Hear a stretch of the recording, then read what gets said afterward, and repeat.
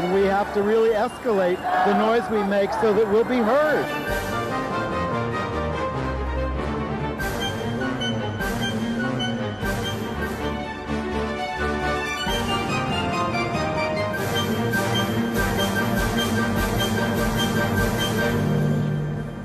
Welcome to Gay USA. I'm Andy Hum. I'm Ann Northrup. And we start with some bad news. More reason to be ashamed of being an American these days. The president has refused to let the United States join with our allies in the Organization of American States in support of marriage equality.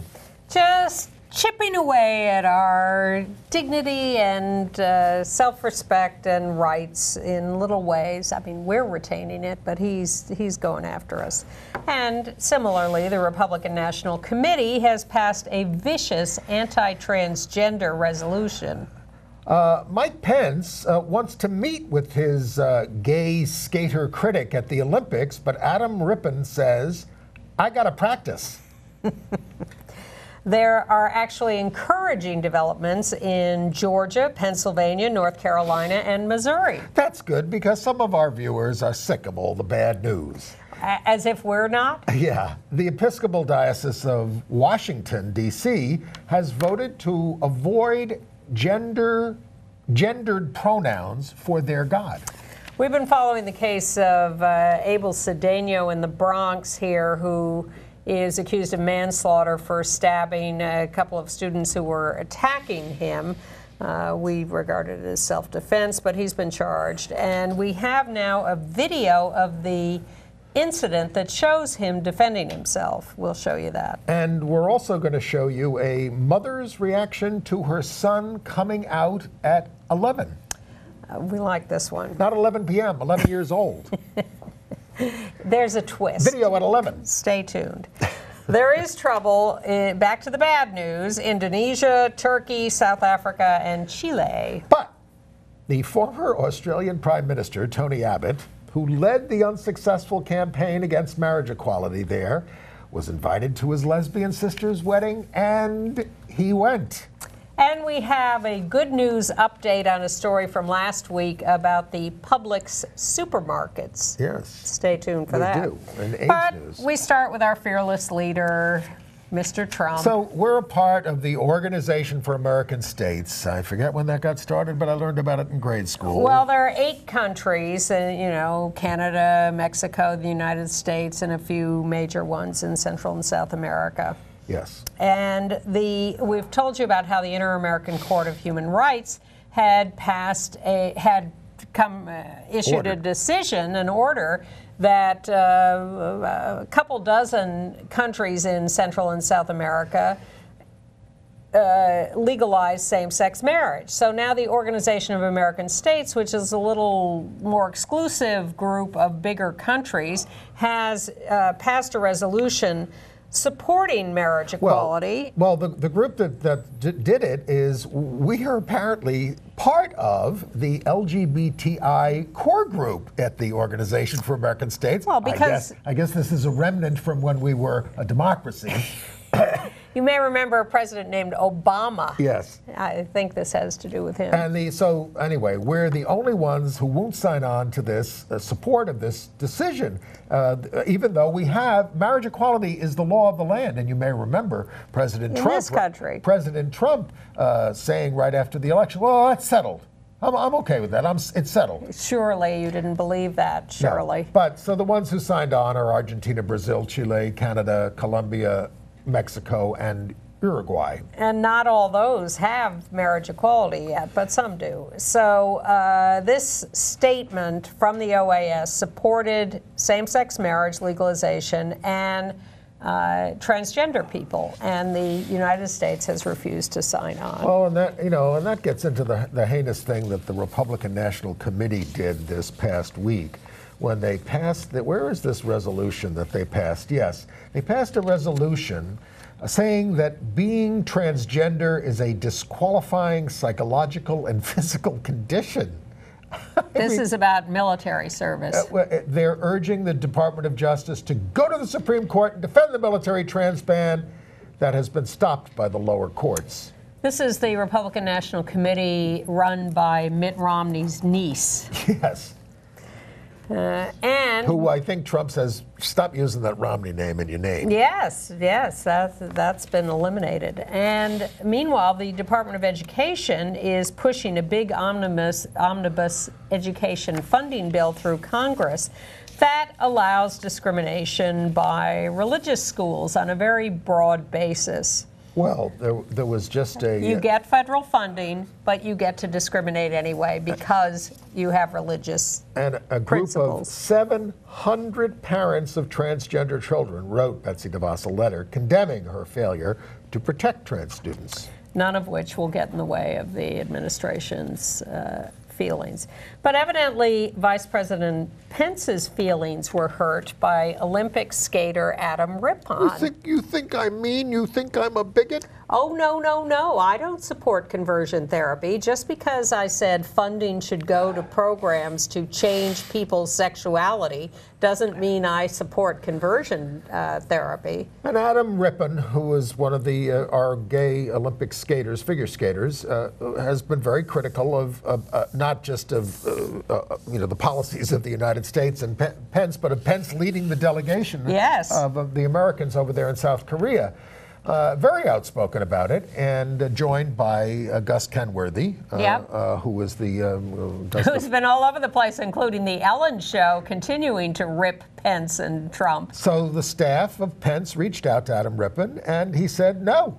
He said, I've got to get ready for the Olympics. Maybe later we'll talk. Yeah. He had said that beforehand. If you want to talk, we'll talk later. We're not talking now. I got skating to do. I was happy to see that Lindsey Vonn says she will not go to the White House post-Olympics. Well, somebody... and the Eagles are lining up to not go to the White House. I think it was when where did I hear this? That we were at... was it at Liz Smith's memorial service? I heard it somewhere. It's about the fact that Trump, loved to be photographed with celebrities all the time. Yes. And now, he would push himself in, and hey, come on, we want to take a picture. And now, no celebrity wants to be seen with him. Yeah. Basically, a few, maybe. Ted Nugent. Yeah. Yeah. And speaking of the Eagles, since I brought this up, there was a funny story in the wake of the Super Bowl about how some Philadelphia fans in Minneapolis were looking around for a bar to watch the game in because, not everyone can afford the money to actually be at the Super Bowl. And so they're looking around, they see a bar with the name Eagle in it, the Eagle Bolt Bar, and they think, oh, well, we got to watch the game there. Well, of course, it's a gay leather bar.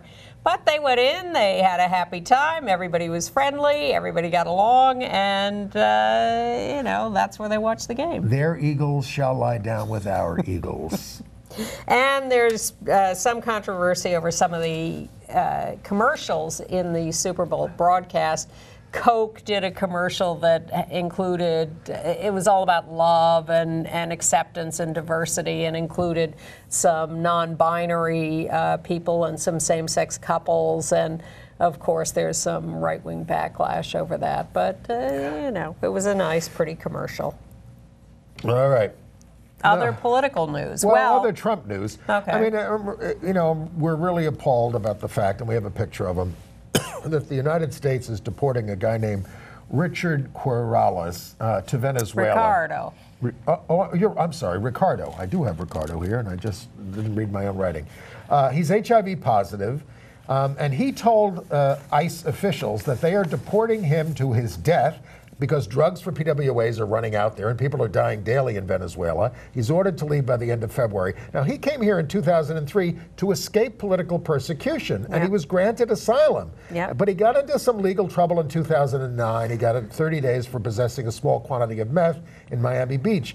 But his asylum wasn't revoked until police raided a house that he was visiting, even though no charges were filed against him. Well, it's this now standard case of how he had, all of this was transparent and open, and he was checking in with ICE regularly. And people go and they check in with ICE every few months, as they were required to do, and the government says, here you are. Okay, we're picking you up. We're deporting you. Goodbye. They don't even, these are not people who are evading the law. These are not people who are trying to disappear.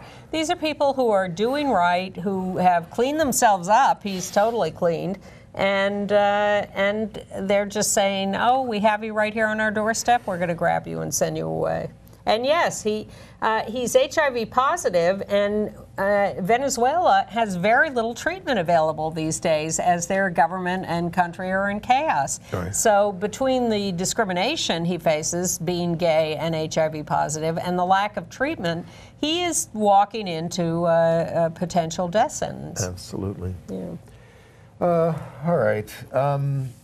I mentioned this sort of at the top of the show, but The Economist magazine has something called their intelligence unit, and they just downgraded the United States from a full democracy to a flawed democracy in the same category as Poland, Mongolia, and Italy, and about 45% of the rest of the world. There are 2 more steps down, and we're working on this. The next one is a hybrid regime, and then the last one is authoritarian regime. Well, that is Trump's goal, isn't it? It sure is. Yeah. It'll be. All right. Meanwhile, in other political news, we had been anticipating the HRC Human Rights Campaign New York dinner this past weekend, and sure enough, there were some powerhouse speeches there by Minority Senate Leader Chuck Schumer. I was engaging in wishful thinking. Senate Leader Chuck Schumer, who talked about the need for us to support Tammy Baldwin in her reelection campaign in Wisconsin because the Republicans have really targeted her as being a vulnerable candidate in Wisconsin. I can't remember who's running against her. They have someone, and don't forget, Wisconsin went for Trump, and Democrats very narrowly, and we're going to talk about this. Yeah, but Democrats are in trouble in Wisconsin, and as an out lesbian, Tammy certainly has been elected there several times to the House and then the Senate, the and first locally out lesbian before. senator. But she could be on shaky ground, and we do need to pay attention to that race. And Senator Gillibrand got up and gave a rip-roaring speech about talking about the trans student in one of her son's classes, talking about... She's our senator here in New York. Her pride in having supported the elimination of Don't Ask, Don't Tell in the military and the need to support trans troops now. She didn't talk about the elimination of Al Franken from the Senate. Well, I'm just saying. I think she gets a raw deal on that. No. I said she has taken the lead in being the Democrat who's going to stand up to Democrats who engage in this kind of behavior as well. Yes. She talked about religious discrimination by the Department of Justice. She talked about Gorsuch and as a bad guy and the need to support the Dreamers and the need to elect a Democratic Congress to pass the Equality Act. Was she well received? She was well received. Of course, HRC also had Governor Cuomo there, our governor, and they jumped the gun and they endorsed him for re-election before a lot of the other candidates had even a chance to get into the race, including Cynthia Nixon, who also spoke at the dinner, who was contemplating a run for governor because our governor is not strong enough, especially on education issues. Right, that's her specialty. We could name a lot of other things. So they gave her some kind of an award. Yeah. To compensate. But Cuomo got up and made all sorts of promises about banning the gay panic defense in New York. He made it sound like we would be leaders on that. California did that some time ago. He always says New York is a leader when it's not. Yeah. But he also wants to ban state agencies. He did say he banned state agencies and authorities from doing business with companies that promote or tolerate discrimination. You give millions of dollars in state funds to anti-gay religious groups to do contracts. Are you kidding? And they know. And we asked them about this. We sent them a note, and they got no response. Yeah, so we're not very happy about that. Meanwhile, there is a dispute over the Amazon search for a new second headquarters in this country. They've announced 20 finalist cities, but 11 of those cities are in states that do not have non-discrimination rules. So that's now a political fight. And the cities themselves often have non-discrimination rules, but the states trump those, excuse the expression. And the impact of Amazon coming in is going to be statewide, not just in these cities. And so there is a new campaign underway called NoGayNoWay.com to give you the list of the candidate cities and whether those states have protections and give you an opportunity to get you involved. have a state like Wisconsin, and we're going to talk about this, where they were the first state in the nation to pass the sexual orientation non-discrimination law, but they are in the process of passing a law that says localities can't have transgender rights because we don't have them at the state level. Right. So you can go to NoGayNoWay.com to get up to date on this Amazon campaign. And by the way, the HRC dinner speeches are all available on the HRC website at hrc.org if you want to check in on Cuomo or Schumer or Gillibrand or Cynthia Nixon. I think that's up there too. We got some good news from Georgia where they overhauled their adoption laws and they did not include the religious exemption clause, the thing that would let the religious groups off the hook in terms of deleted it. It was too controversial. The Georgia legislature was debating this update of their adoption laws, and some people wanted this religious exemption for, like Catholic charities, and others didn't, and they couldn't solve it, and so they took it out of the bill, which was fantastic. And that's how you get things done. Yeah. In Illinois, there's a primary opponent to the Republican governor, Bruce Rauner. Now, Bruce tries to act like he's okay on gay stuff and everything, but this woman is running such an offensive ad targeting his alleged support for transgender people, undocumented immigrants, and abortion. Her name is Jean Ives. She's more of a traditional Republican. She's a former state party chair. The former state party chair, Pat Brady, called her a bigot. Well, meanwhile, the ACLU is suing the Department of Correction in Illinois for mistreatment of trans prisoners.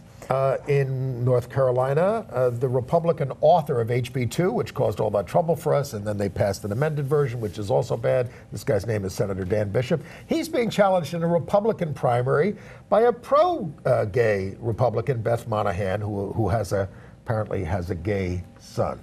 Yeah, but I'm disappointed that they're backtracking on the redistricting there. That the court said you had to rewrite all the districts in North Carolina, but then that was overturned, and that's a federal case? I think so. Yeah, because in Pennsylvania there's a state case. There's a big development this week. Pennsylvania.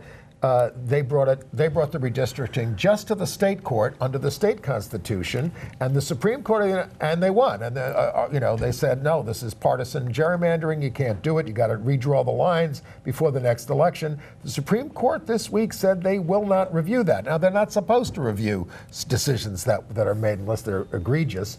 So what do the Republicans want to do now that they're being told they have to redo their lines? They want to impeach all the Supreme Court justices who voted for this. They are moving. They're shameless. They are moving to do so. They're relentless. They don't give up. Watch out. The ACLU is also suing in Alabama because several transgender citizens of Alabama went to change their gender marker on their driver's licenses, and they were told they could not do that without proof of surgery. And that is crazy and against ethical standards of all sorts of organizations and associations. And so the ACLU is suing to try to eliminate that requirement. It makes you wonder if Russia really does run this country, because we're going to report on better developments on this in Russia. Yeah, makes them look like the liberals.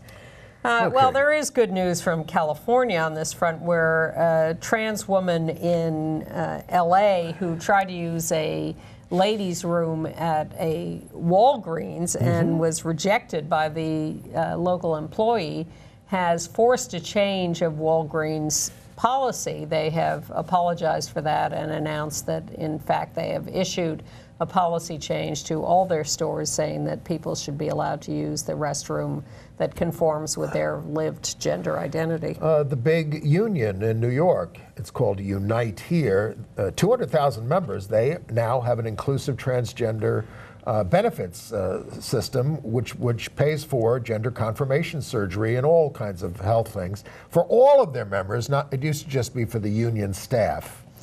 And a new study out of the University of Minnesota says that they surveyed several thousand students in Minnesota and found that 3% of them identify as transgender or gender non-conforming, which is a pretty big number. And the Victory Fund, which supports LGBT candidates for office, says that there are more transgender candidates than ever, especially with the success of Danica Rome and others last year in the elections. More and more are coming out to run. You know, when gay rights was first, just gay and lesbian rights were first being fought, I mean, it brings a lot of people out to run for office. We've had waves of that, and now we're having it with the transgender community, and it's great. And with women, of course, nationally. Yes. By the way, the Victory Fund has moved its headquarters to Houston now that it's being run by Anise Parker.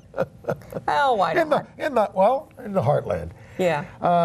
Or whatever that is down there, deep in the heart of Texas. I fear we buried the lead here, which is the Bakersfield, California cake case. Okay, let's talk about it. Yes. This is the Tastries Bakery, whose owner objected to making a wedding cake for a same-sex couple and said, you know, our business is God's business. We work for him. That's her quote. Does he collect taxes? That's her quote. Yeah. And is he a he?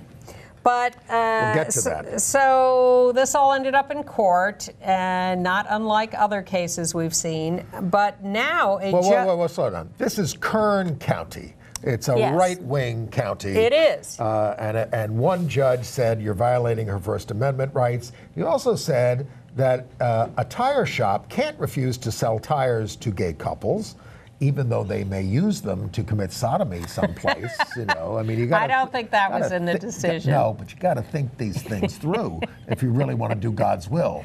Well, that possibility does exist, that someone could make that argument. The automobile was responsible for the sexual revolution. Well, the cake maker says that it's not that I wouldn't sell them a cake, but it has to be one that's been sitting in the case for 6 weeks and is stale and disgusting. I'm not making a new cake because that is an artistic expression that I cannot in good conscience perform for these disgusting perverts. So the judge bought this argument about artistic expression, and the problem is that this is the question that's before the Supreme Court now with the Masterpiece Cake Shop case that has had oral arguments and will produce a decision. Probably in late June. Yes. So heaven forbid that the Supreme Court should take as its model this decision from the California judge. Right. We'll see. Okay, well, as long as then there's the Illinois case of Marsha Wetzel. Now, she was discriminated against at a senior living facility by other residents. She was being harassed and treated horribly, and they said we had physically attacked. This was the Glen St. Andrew facility, and in Illinois, and you know, she said they said they weren't obligated to keep her free of harassment. And the nursing home says it is not our job to police the behavior of the residents. We cannot be held liable for harassment and name-calling and physical attack by residents against each other. Sounds like the excuses all the school systems make about bullying. Absolutely. So anyway, the lower court dismissed her case on January 18th, and Lambda is appealing to the 7th Circuit.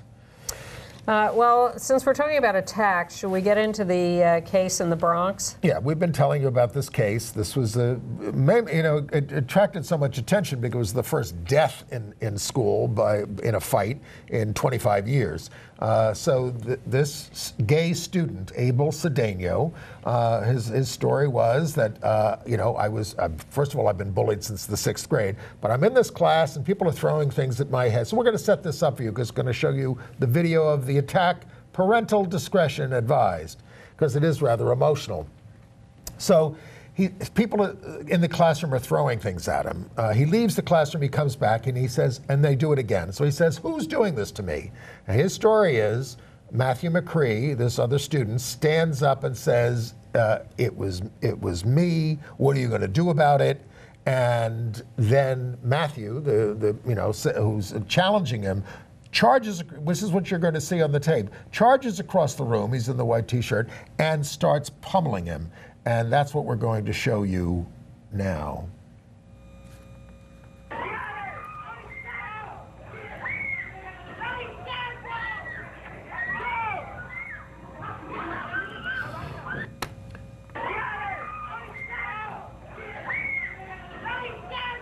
And in slow motion after this. So welcome to the New York City school system. Yeah, so Matthew in the white shirt is attacking Abel in the pink shirt. Yes. Abel pulls out a knife. Yes. To defend himself. This is our interpretation. And in the course of that, slashes Matthew in such a way, who's standing there in the white t-shirt, that he falls and dies in the white shirt, white shirt. And there was Abel slashed another kid too, who also came in to punch him in the face in the course of that thing. So I mean, this evidence was not available to the grand jury when they indicted Abel. It came out afterwards. And people lied about what was going on in that classroom. Oh well. The other kid who was slashed said, "Oh no, my friend Matthew stood up and said, 'Oh, it was me. I'm sorry.'" He doesn't look like he's saying he's sorry to Abel, and he attacks him. The testimony of the other kids in the class is that, here's what went down. It's horrifying, and it's a tragedy for all the families. But I think what you just witnessed is a gay bashing. Yeah. And a kid who defended himself. We don't advocate violence, but he defended himself. And we know a lot of kids in the New York City schools, probably elsewhere around there, who carry knives all the time to protect themselves just to get home. Well, it is complicated, and we certainly don't want it to end up this way. No. But we also don't want it. He could have ended up dead on the floor too, Abel, in this case. Absolutely, and if not on the floor there, then later somewhere else. Because Abel's fear was that he knew these kids to be gang members. By the way, the victim's, in this case, mother, or I say victim, but the kid who died, his mother says he was not a gang member, but there's plenty of evidence that he was, and that's why he thought he might have even had a gun. And the gangs are evidently very, very active in threatening everybody in this case, and so everything is getting screwed up. Right. It's a great tragedy, right. And why we need to stop this kind of behavior much earlier on. That's the good, if you want, the good part about the case is that it's put a spotlight on how much bullying there is in the schools, and they've certainly taken steps. They closed that school, which was in chaos, but they've really. And there are a lot of people getting involved in the case who want to change the whole school system and the way they do the stuff with bullying. I went out to Brooklyn last week and talked to a high school class, a very smart class and a social justice class, and I was impressed by how much the students knew and their attitudes, but they still had some very basic questions that needed answering, but it was heartwarming to find some better knowledge and behavior. Well, there are good schools in the New York City schools and elsewhere where people are treated with respect. Mm-hmm. I mean, of course, I don't know if you saw the story this week about the kids at a basketball game who kept shouting racist slurs at the other team the whole time. When they do that at a basketball game, you ought to stop the game and say, we're giving the game to the other team. Goodbye, everybody go home. That's it. Well, in some soccer stadiums, they've eliminated the fans altogether when they've gotten too violent or too racist in their bullying, and they do. They kick the audience out, and that ought to include these kinds of situations. Right. Okay. Well, meanwhile, on a slightly less violent note, but also not nice, in Alabama, at Alexandria High School, they had some kind of talent show, and at the end of the talent show, one girl, not in the talent, I don't know whether she was in it or not, but she asked her girlfriend to the prom. And That's nice. Very nice, everybody's happy. She said yes, all good. Well, the girl who did the asking and a friend of hers who helped her have been suspended. But not for lesbianism, for rebelliousness. But there were other prom proposals in the same context, even a marriage proposal once. But that's not rebellious. They're rebelling against, I think they even said this is a Christian school. It's not a Christian school, it's a public school. Well, I'm happy to report that some of the students are talking about boycotting the prom now because they're so enraged by this. Speaking of Christians. We're hoping for a good update. In Indiana, there's an anti-LGBT pastor, Gary Evans, and his wife. Her name is Gay. They're both in their early 70s in Rushville. They were arrested after several girls under the age of 10 told their parents that Pastor Evans lured them with candy, that's what the story says, to his office and touched them inappropriately. But this guy made bond somehow, and then he was re-jailed for storming his son's property because the son was not supporting him in this. There's a jury trial in March. Is this what they mean by the middle America that we are not in touch with enough? Well, we had some good news from Missouri this week where, there were some special elections for state legislative seats, and Democrats gained enormously in all of them, didn't win all of them, but won one of them that Trump had won by 28 points. Excellent. Well, as long as you mentioned the pastor, let's get to a little religious news. Here's a good story. In Hoboken, New Jersey, at St. Matthew Trinity Lutheran Church this coming Sunday, they're going to have a pastor renaming service because the pastor is a trans man who will become Peter Beeson. We have a picture. Currently, until the renaming ceremony, this is Rose Beeson, but will become Peter. And this is an Evangelical Lutheran Church of America church, St. Matthew Trinity in Hoboken. If you want to attend this service at 10:30 on Sunday, you can go to their website at stmatthewtrinity.org to get details of when and where. And the bishop, Tracy Bartholomew of the New Jersey Synod, is going to preach. Excellent. And also, good news from the Washington, D.C. Episcopal Diocese, where they have decided they are not going to use gendered pronouns for God. They're going to try to avoid them. It can be difficult sometimes. They want to utilize the expansive language for God from the rich sources of feminine, masculine, and non-binary imagery for God found in the scripture and tradition. And they're also encouraging parishes to make gender-specific facilities gender-neutral. But I think my favorite... Just like Walgreens. Okay. And the American Bar Association has broadened its support of non-discrimination rules for sexual orientation and gender identity, and has explicitly said that Title VII of the Civil Rights Act of '64 should be interpreted under sex discrimination to include sexual orientation and gender identity. That is a big deal. And while we're still on transgender, in Fresno, Fresno, California, there was a 215 murder of a trans woman, someone who was transitioning, 66-year-old Kenton Haggard. They finally, he was stabbed to death. They finally arrested somebody in this case. It took an awful long time. Look, they're still trying to solve Natalie Wood's death. Most of them are not solved. Well, let's move to my favorite story of the week, which is there's this woman who posts a lot of videos online, and she's known as the Truth Bomb Mom, and I haven't looked at the rest of her videos, so I don't know if she's a good witch or a bad witch. Yes, exactly. But she posted a video about her son coming out to her, and this is quite fascinating, so we thought you'd want to take a look at this. One afternoon, no different than any other, I'm sitting in the living room, and my son, who was 10 at the time, walks in, and he looks all serious, and he says, "Mom, we need to talk." And he even looked a little nervous. So I'm thinking, oh my gosh, maybe something happened at school, maybe he got in trouble. And then he said, "I need you to put your computer away, and I need you to really listen, because this is really important." So at this point, I'm getting a little worried, like what is going on? Because my son was usually much more spontaneous, and quick to just share how he felt about stuff. So I put my computer away, and he sits down next to me, and he says, "I've been doing a lot of thinking, and I need to tell you something."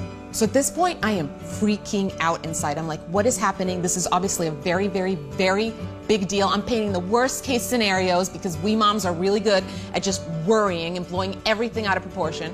But on the outside, I'm staying calm. "Yeah, buddy, let's talk." Because that's the only way my kid is really gonna open up to me, right? He's obviously trying to figure out how he's gonna say this. And he takes a deep breath and says, "Mom, I've been doing a lot of thinking, and I'm ready to come out of the closet. I am straight." So I'm like, this is funny. Like, this is really cute and funny. My first instinct is to just laugh. But then I look at him and I realize he's serious. This isn't a joke to him. And so he needs me to be serious too. Because see, in my 10-year-old's mind, this made complete sense.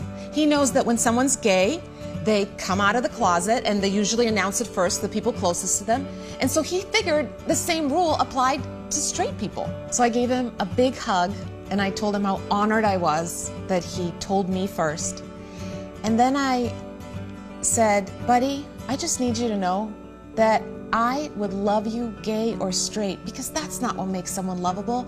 What makes someone lovable is their heart and their actions." And then I thanked him for opening my eyes to the type of world I want to live in. A world where every kid plays by the same rules, and we don't assume anything. We listen to our children, and we love them no matter what. I, myself, have never publicly come out to you guys, so I'm gonna take the opportunity to do so now. I am straight, and I hope you can still love me. Very sweet indeed. I do too. It's all about not assuming, and when we Yes. raise this, people do think it's a joke. Stop assuming that all the little girls are going to swoon over the male star. It could be the boys too. Those. We are in a transitional point in history, and we hope to get to a point where equality and respect for all means that you don't make assumptions about people, and you wait to hear what they have to say and ask them questions that are non-judgmental and non-assumptive. Now, this came to our attention because it was written up in the Huffington Post by a gay activist or gay writer who objected to this and said, this demeans the process and the pain of coming out by LGBT people. And we certainly, look, we've been through it. We understand the fear and the difficulties, but if you imagine a world where there are no assumptions and where everybody does have to go through a process of figuring out who they are and then discussing it with their loved ones, that is a way to get everybody beyond that fear and that stigma. At least she didn't say you're only 10 years old. You take it easy. And this is what, of course, we get told when we're 25. Maybe straight people should be told that. But I thought it was tremendously enlightened to get to that point of understanding that it was a great thing for that kid to figure out that he needed to figure out who he is. Well, I do think back to our early days, and I didn't get this, but I mean, people would say, "Oh, maybe you're just going through a phase." I don't. Well, my mother's reaction was, "What a waste!" Really? What, of a wedding dress or something? The fact that I would not be available to some man would be a throwing away. It will be harder for students in Indiana because the Senate there has passed a bill overwhelmingly to require opt-in for sex ed as opposed to the current opt-out. It also requires teaching abstinence as the standard. And these are the kinds of things that will keep people in Mike Pence's Indiana ignorant. Moving on to international Yes, news. All right. Well, going down the list. In El Salvador's Supreme Court has, on procedural grounds, blocked immediate approval of same-sex marriage as ordered by the Inter-American Court on Human Rights. Right now, they only recognize marriage between a man and a woman who are born that way, is in the language of the law.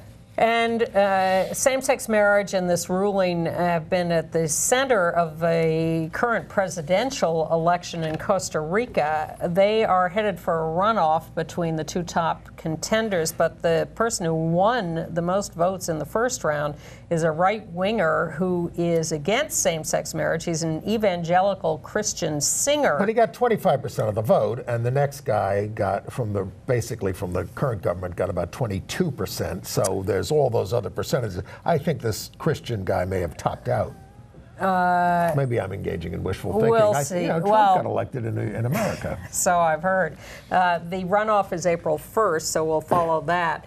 And in Chile, an anti-marriage president is taking over on March 11th, but the court there has already mandated same-sex marriage, so we're hoping that that will go into effect, even though the new president is against it. Well, as long as we're talking about marriage, maybe we should run the picture of the sister of anti-gay former Prime Minister Tony Abbott.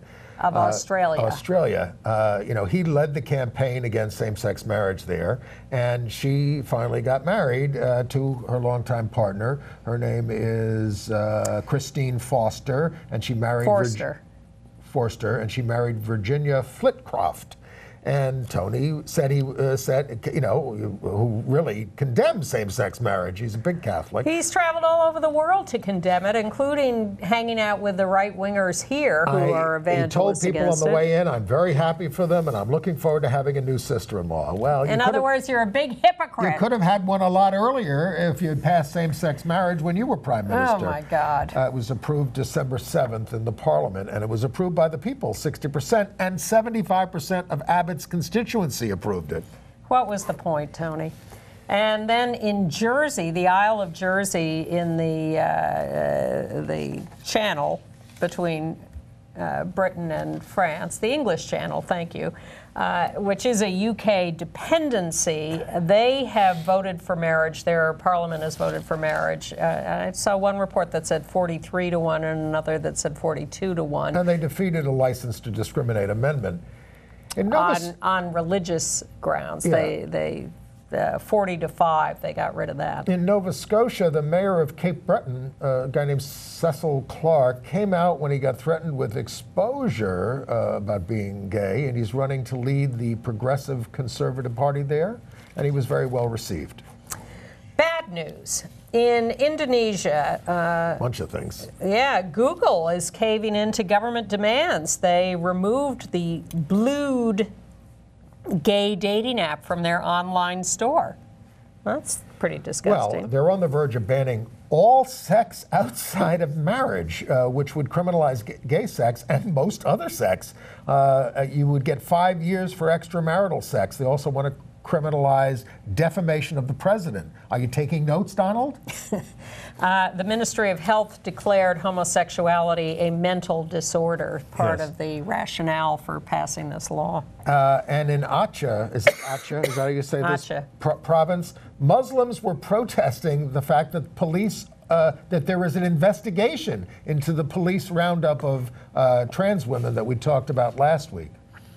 In Turkey, an LGBT activist and leader. Oh, sorry, before you leave Indonesia, go ahead. The UN Human Rights Chief, who is his name is Hussein, he's part of the royal family of Jordan. He raised the issue of all this stuff with the president of Indonesia. Wouldn't that be nice if our people raised issues like that? Come here, no, come here and raise it with our president. He lives right across town from you, from the UN. You're in the same neighborhood.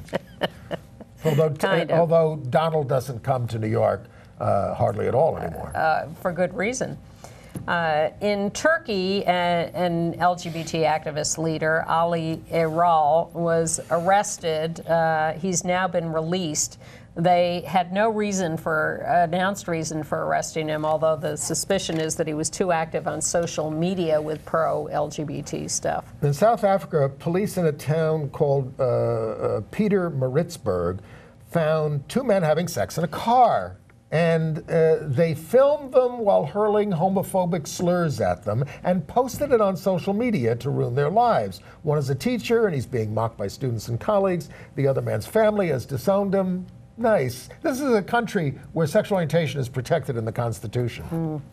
And in Romania, there was a screening of the film BPM, Beats Per Minute, which was a top winner at Cannes. It's the film about ACT UP Paris and AIDS activism. And suddenly a bunch of right-wing thugs interrupted the screening, yelling homophobic slurs.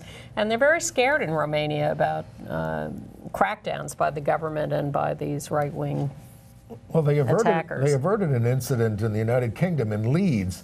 They convicted a white supremacist of a planned terror attack on a pub in Cumbria that was going to have a pride event.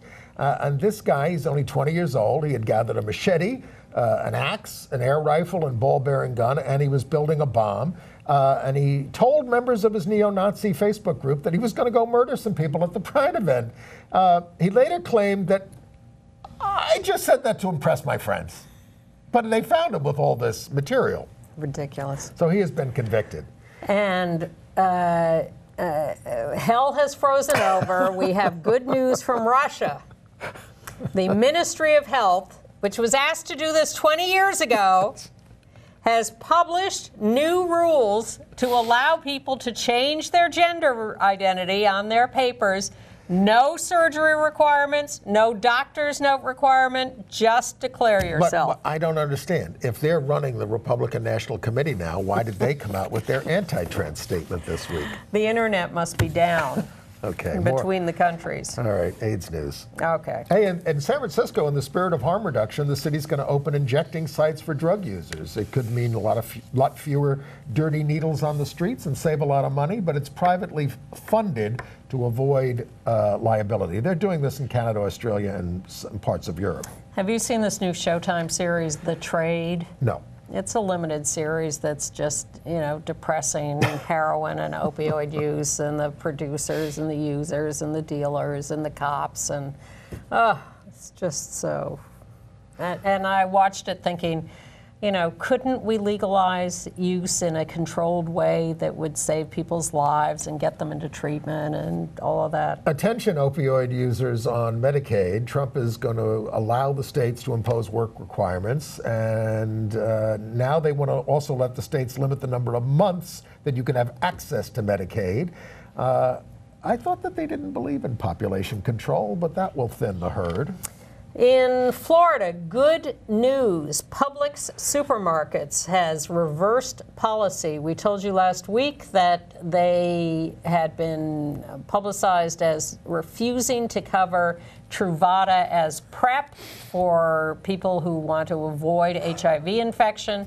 Well, it turns out they had a rationale for that. And their rationale was, we don't cover preventive services. That's not true. Well, it's not true because they cover birth control and other things. And other things. Gym memberships. Okay.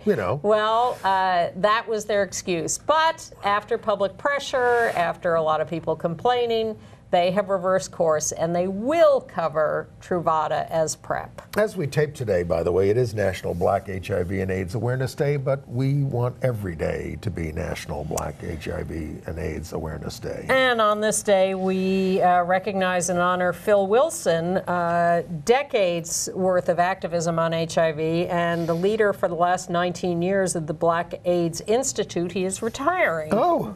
After 19 years there, well-deserved retirement. And Erasure has a new song about AIDS and ACT UP, and it's on YouTube. And if you are on our email list, you can go to write to me. No, don't write to me. Go to our website at gayusatv.org, and you get on our website, get on our email list, and we'll send you the link. It's called "Still It's Not Over." Okay, entertainment. Yes. All right. They're making a sequel to Fantastic Beasts. This one's called The Crimes of Grindelwald. This includes the early years of Dumbledore from the Harry Potter things. Jude Law is going to play him. Dumbledore has been described by J.K. Rowling as gay, but not in this movie. The director says, you know, not yet, maybe in a later sequel. Really? Okay. Want to remind you that... he's 152 years old.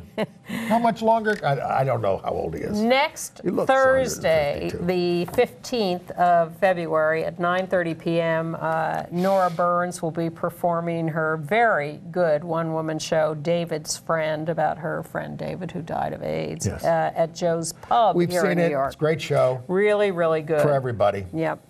Do you want to talk about John Mahoney? Well, you know, John Mahoney, of course, you all know him from Frasier, and I remember him from House of Blue Leaves on Broadway. He's died at the age of 77. He was a great actor. He played gay in a movie called The Broken Hearts Club back in 2000. That's a still from that. But the obits are not dealing with his sexuality, but people who knew him in Chicago, where he was with Steppenwolf all these years, said, oh yeah, he was gay, he had a partner for a while. Whenever he was asked in an interview, he deflected the question, or he once said, I had an operation down there and I can't do anything anyway, or something. I mean, so it was, I'm the co-host of Gay USA. I hadn't heard, but apparently, yes. And I just loved him as an actor. Oh, sure. He was wonderful. And it wasn't just Frasier. It was a million different things. I'd see him pop up in a movie. All the time. I'd be happy to see him. But he was in the Manhattan Project. He was always something playing tough guys. Yeah. All right. Well, now on Netflix, the new updated version of Queer Eye. No longer Queer Eye for the straight guy, because they even make over a gay guy. And it's no longer in New York, it's in Atlanta now and other parts of Georgia.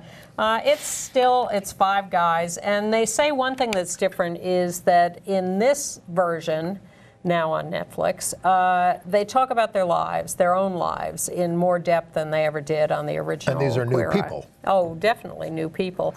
I thought the original cast was extremely charming. Because I haven't spent any time with the new cast, I haven't developed any affection for them yet. But if you want to see the new Queer Eye, it's available on Netflix. Also available on Netflix is we don't have time? Oh, yeah, we do. We have a trailer Let's show the trailer from the new Queer Eye. You ready? The original show was fighting for tolerance. Our fight is for acceptance. Let's do this. I'm excited, like I don't know what to expect. I'd like the Fab Five to help me get out of my comfort zone. I think my dad is lonely. I want her to be excited about the new me. Remy is surviving, and I need him to start thriving. How long does it take for this to accumulate? Like 2.5 minutes. Whoa, there's a lot going on in here. There's no way that that's acceptable anywhere other than... God, I don't even know where you'd wear that. I want him to look at his diet and see the possibility of a different kind of life. I want to give him space that he could entertain a potential lady friend. It's okay to have confidence with yourself. Ooh, yes balance, yes symmetry. You got this. It's cool, it's young. You actually look 33. I see the man that he is and the man that he's going to be. You guys married? I'm married for 5. Are you the husband or the wife? Let's break that down. That is a misconception. Yeah, let's unpack that. We all got to come together in a way where we can understand each other. You guys show me how good my life could be if I just cared. All of this only works because you were ready for it. Gay or straight, a common thread that holds every human together is that we just want to be loved. I want to see them go to the White House and take care of the whole staff, including the top guy. And give Melania an exit plan. That would be fun. They can consult with her. No, they can spirit her, kidnap her out of there. Also on Netflix is the movie Princess Sid, which was a big hit this summer and got a lot of great reviews. And it's a teenage lesbian story. 16-year-old girl, I think, goes to Chicago to visit her aunt, gets involved with a barista there, and I thought, my God, is this the mirror image of Call Me By Your Name? It's similar. I saw Call Me By Your Name. I hated it. I thought it was terrible. Of course, I saw it under extreme circumstances where there was a lot of jackhammering from the building next door. This was in New York at a fancy theater. But we were warned beforehand. Yeah, I know a lot of people loved it and were very moved by it and everything. I was kind of only moved by the father's speech. Yes, but I wouldn't want to give it away because most people haven't seen it. I thought it's pretty. It's a pretty movie, but it's but I have a lot. These are supposed to be highly educated people, and they ought to have had more interesting conversations. Not only were they uninteresting, but they were not likable. They were not appealing human beings, any of them. And yes, the father's speech at the end is the one thing that redeemed it, but man, I was really appalled. And it has won all these awards and has gotten all these nominations, and I really don't get it. I don't get how people could like it. But there may be some other movies coming up to like better. Go Magazine, which is a long-standing lesbian magazine, has published a list of 7 lesbian movies, major movies coming out this year. And they sound fantastic. The first one we have a picture of is from Lizzie. Yeah, I got that. And it is the story of Lizzie Borden, tried for killing her father and stepmother. Lizzie Borden took an axe. Well, they've decided that Lizzie Borden had a female lover. So this, on the right, is Chloe Sevigny as Lizzie, and on the left is Kristen Stewart as her lover. Man, is that going to be hot. Well, so serial killers, not serial killers, but multiple killers. Well, they killed more than one person, I guess. But I don't know how much of this is fantasy, but it's going to be a lovely fantasy for lesbians going to the movies. Next. Disobedience. Now, this takes place in an Orthodox community. It's an adaptation of a novel by the same name. But that's Rachel Weisz on the right, I think. I didn't recognize her. And Rachel McAdams as lovers in this movie. These are dreams come true for a lot of lesbian moviegoers. It became the talk of the Toronto International Film Festival for its mind-blowing sex scene, according to the Go magazine. But critics fell in love with everything the movie had to offer. And if that's not enough to increase your anticipation, says Go, Rachel Weisz even read lesbian literature to get ready for her role. Well, I think a little more than reading would have been appropriate. Then another one is The Miseducation of Cameron Post. We told you that this had just won the Dramatic Grand Jury Prize at Sundance. This is Chloe Grace Moretz on the left.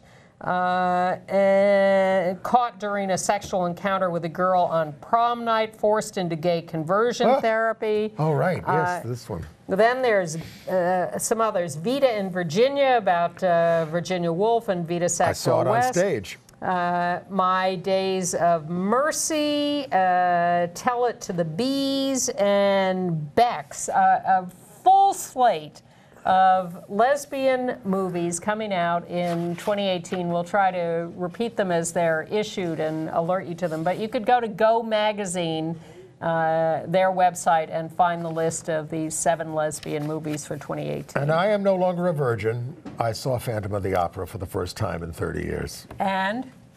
It's yes, sumptuous. No? Sumptuous. Okay. I guess that's a yes. We will see you next week.